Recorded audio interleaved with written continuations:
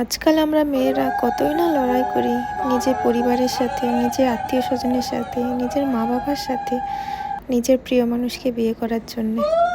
কিন্তু যখন বিয়ে হয়ে যায় আর বিদায়ের সময় আসে, তখন কেন কি জানি আমাদের সবার চোখে জল চলে আসে।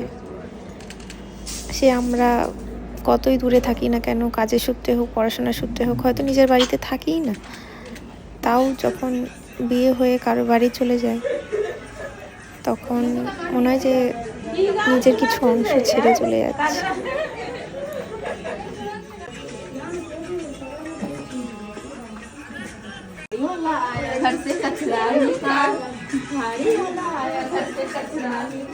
কাঁদতে কাঁদতে কাশি পেয়ে গেছে।